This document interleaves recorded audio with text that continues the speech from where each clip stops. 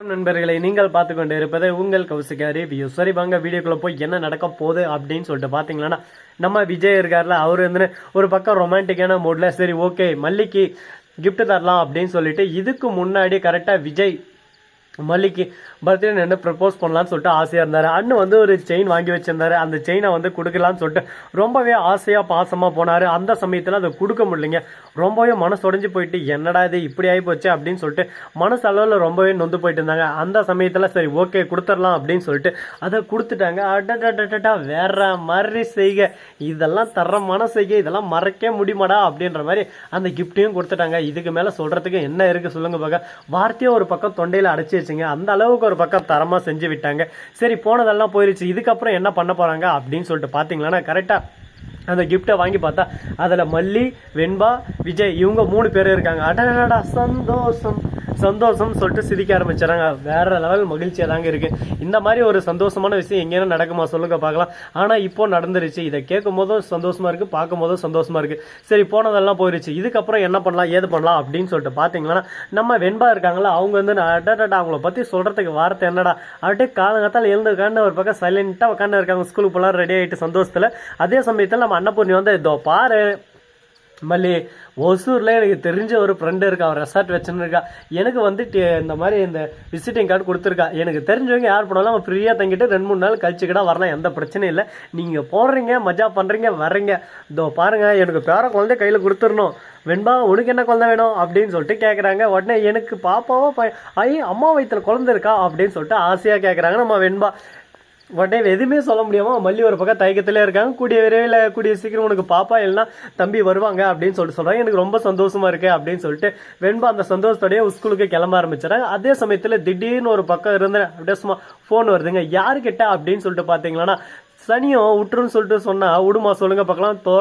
துரத்தி பின்னாடியே துரத்தி அடிக்கல, அந்த மாதிரி ஒரு சனியை நம்மள துரத்த ஆரம்பிச்சிச்சு. அது யாரான்னு சொல்லிட்டு பாத்தீங்கன்னா வேற யாரு, நம்ம ராஜேஸ்வரி போன் பண்ணி என்ன மல்லி ஜெயிச்சிட்டேன்னு சொல்லிட்டு ஆணவத்தில் திமுர்லேயே ஆடுனுக்கிறியா, ஜெயிக்கிறது எனக்கு உனக்கு வந்து புதுசாக இருக்கலாம், ஆனால் எனக்கு தோக்கிறது பழசாயிடுச்சு, அதனால நான் கவலையே படமாட்டேன், திரும்ப அடிப்பேன், நான் ஜெயிக்கிற வரையும் உன்னை அடிச்சு உட்கார வச்சுனே இருப்பேன். என் வாழ்க்கையில் தோக்கறன்னு ஜெயிக்கணும், அதை பற்றி எனக்கு பிரச்சனை இல்லை.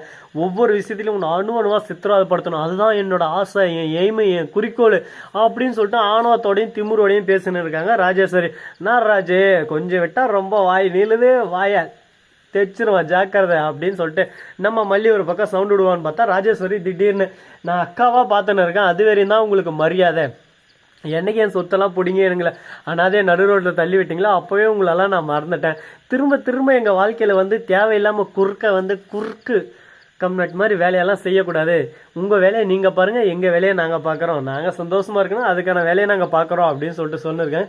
இதை கேட்கும் போது சந்தோஷமாக தான் இருக்குது. இதுக்கப்புறம் என்ன நடக்க போகுது ஏது நடக்க போகுது அப்படின்னு சொல்லிட்டு பார்த்தீங்கன்னா, பிரச்சனைகள் பலவிதம், அதில் இது ஒரு விதம், அந்த மாதிரி தாங்க நடக்க போகுது. அது மட்டும் இல்லாமல் நம்ம வெண்பா இருக்காங்களா, ஸ்கூலுக்கு போயிட்டு அவங்க ஃப்ரெண்ட்ஸ்கிட்ட எல்லாம் பேசிட்டு இருக்காங்க. அந்த சமயத்தில் உங்கள் அப்பா இந்த மாதிரி வெளியே வந்துட்டாரமே, எப்படி என்னாச்சு ஏதாச்சு அப்படின்னு சொல்லிட்டு கேட்குறேன். நடந்ததெல்லாம் சொல்கிறாங்க. இந்த மாதிரி என்ன ஃபாரின் அனுப்ப பார்த்தாங்க, நான் எப்படியோ அவங்கக்கிட்ட இருந்து எங்கள் அப்பா கிட்டே போயிட்டேன், நானாக இருந்தால் ஃபாரின் போயிட்டு இருப்பேன், ஃபாரின் சாக்லேட் இருக்கும், நல்லா இருக்கும், ஊர் சுற்றலாம் அப்படி இப்படின்னு சொல்லிட்டு சொல்லிருக்கேன். எனக்கு என் அப்பாவும் என் அம்மாவும் தான் முக்கியம் அப்படின்னு சொல்லிட்டு வெண்பா சொல்கிறா. அட்டா சின்ன பிறந்த இருந்தாலும் அருமையாக தெளிவாக பேசுதுங்க. சந்தோஷன்றது எங்கே என்ன காசு என்ன ஓனர் இருந்தாலும் சந்தோஷம், உண்மையான சந்தோஷன்றது கரெக்டாக நமக்கு பிடிச்சவங்க கூட தான் இருந்தால் தான் வரும் அப்படின்னு சொல்லிட்டு கண்டிப்பாக சொல்லலாம். அது போலையும் இருக்கும். சரி அது ஒரு பக்கம் போட்டோன்னு சொல்லிட்டு விட்டாலும், அதே சமயத்தில் மறுபக்கம் என்ன நடக்குதுன்னு சொல்லிட்டு பார்த்தீங்கன்னா, கதிரேசன் இருக்கார்ல உட்காந்து ஒவ்வொன்று ஒப்பரி வச்சுன்னு இருக்காரு. ஐயோ நான் நினச்சது எதுவுமே நடக்கலையே, நான் எப்படியாவது என் பேத்தியை மீட்டலாம்னு நினச்சேன், என் பேத்தியை மீட்க முடியலையே, என் பேத்தி என்னை விட்டு போயிட்டாலேன்னு சொல்லிட்டு கதறி அழுதுன்னு இருக்காங்க.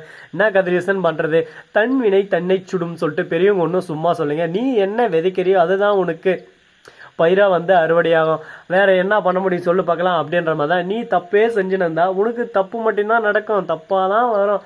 அதை விட்டு நீ நல்லது செஞ்சு பாரு, வாழ்க்கையில் உனக்கு நல்லதே நடக்கும். இதே நீ போயிட்டு வெண்பா என்னோட பேத்தி, விஜய் என்னோட மாப்பிள்ளை, நடந்து போச்சு தவறுதலா, இதுக்கு மேலே அதை என்ன பண்ண முடியாது, அது முடிஞ்சு போச்சு அப்படின்னு சொல்லிட்டு சந்தோஷமா பேசி சந்தோஷமா பழகுப்பார். வாழ்க்கையில் சந்தோஷம் உன்னை தேடி வரும். அதை விட்டுட்டு எப்போ பார்த்தாலும் இவனை அழிக்கணும் அவனை கூத்தணும் இந்த சொத்தாட்டே போனோம் அந்த சொத்தாட்டே போனோம், பேத்தியை கூட்டணும் ஒரே அடியாக பாரின்னு போனோம், இந்த மாதிரி கேடு கெட்ட எண்ணத்தோட சுற்றினு தான் என்ன பண்ண முடியும் சொல்லுங்க பார்க்கலாம். ஒன்றும் பண்ண முடியாது. எல்லாமே ஒரு கட்ட வெறி தான் ப்ரோ. கட்டத்துக்கு மேலே போச்சானா அங்கே பேச்சே இல்லை, எல்லாமே செயல்பாடு தான் அப்படின்ற மாதிரி ஒரு பக்கம் கட்டத்தில் தள்ளிவிட்டாங்க. இதுக்கப்புறம் என்னென்ன பண்ண போகிறாங்க, எது பண்ண போகிறாங்க, இந்த பிரச்சனை எப்படி முடிவுக்கு கொண்டு போகிறாங்க அப்படின்ற ஒவ்வொரு விஷயத்தையும் நம்ம இன்ச்சு பை இன்ச்சாக பார்த்து தெரிஞ்சுக்கலாம் வாங்க. ஸோ நண்பர்களே, இந்த வீடியோ பிடிச்சிருந்தா லைக் பண்ணுங்கள், கமெண்ட் பண்ணுங்கள், ஷேர் பண்ணுங்கள், டிண்டிங் பெல்லை தட்டி விட்டு போங்க. அப்போ தான் நாம் போகிற அடுத்தடுத்த வீடியோ உங்களுக்கு உடனுக்குடன் நோட்டிஃபிகேஷனில் வந்து கொண்டே இருக்கும். மிக்க நன்றி. தேங்க்ஸ் ஃபார் வாட்சிங். Tata, see you. நன்றி, வணக்கம், வந்தனம், வருகை தருக.